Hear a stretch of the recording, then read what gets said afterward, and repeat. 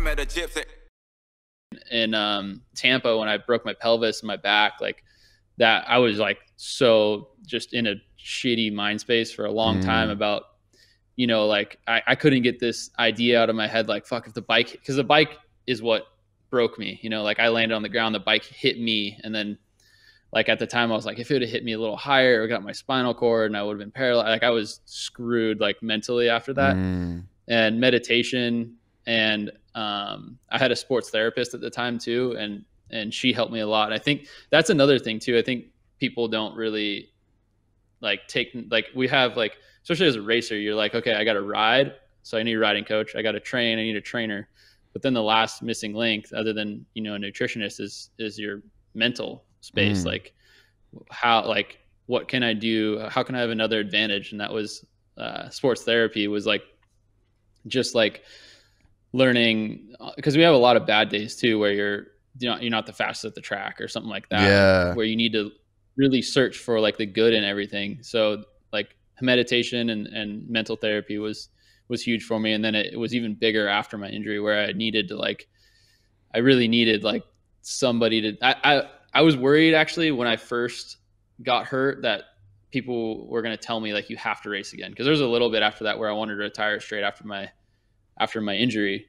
And I didn't want anybody telling me you have to go race again. Like you have to get over this. And once I got past that, once I was like, oh, nobody's making me do this, then it was like, oh, like this is my own choice. I can control this. And that definitely like turned into something positive for me, instead of being this huge negative upset in my life and really almost ruining, well, it did ruin my career eventually, but like it almost ended it early, where I really just like, I hated dirt bikes for a long time during that small time period. Yeah, man. Fuck.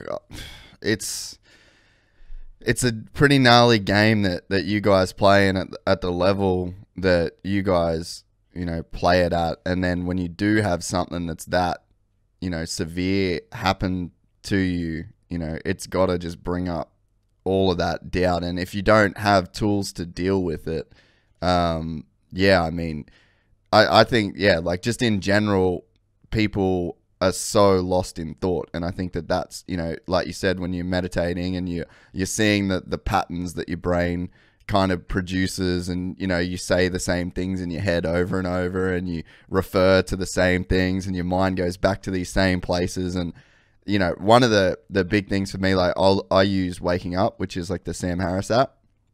And I don't know if, I don't know, is Headspace, like, does that go into like non-duality, like the no self sort of style stuff? Or is it like, what sort of style do they talk about in like the guided meditations and that?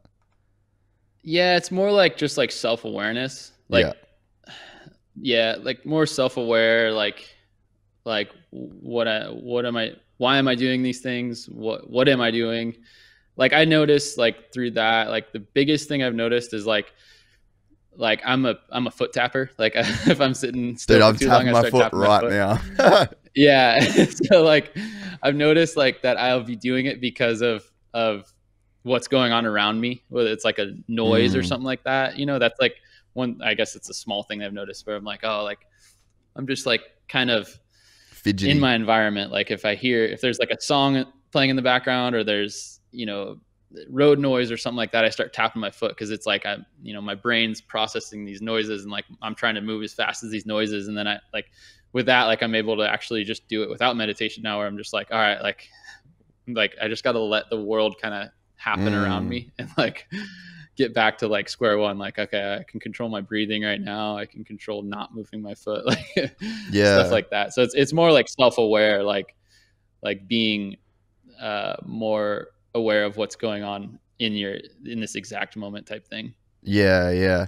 It's I think too, one of the powerful things that you can sort of realize with it as well is that what you really are is yourself before the thoughts. Like if you take all of the thoughts away out of your head and all the negativity or the doubt or whatever, like you're still you.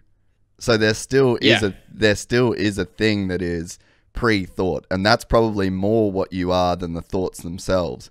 And I think we sort of run into problems when we like identify with the stories. Like if you start telling the story in your head of if that bike hit me and I would have been paralyzed, you start identifying with the story that you're telling yourself. Yeah.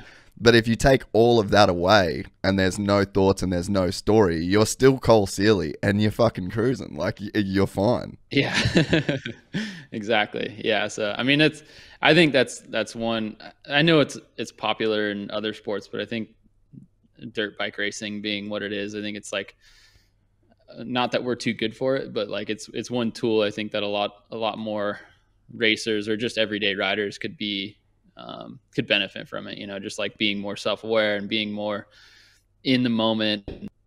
I'm one of those people too that like I have things that, for the next 2 months, I got to do this, and this. And like, I'm constantly thinking about that. And I'll be like, I'll be out riding with my friends and thinking about that stuff. And I'll catch myself like, you know what? Like I got to just turn my brain off and live in this moment. And I'm out here having fun with my friends on my bike. Like, let's just do this and be in the moment right now.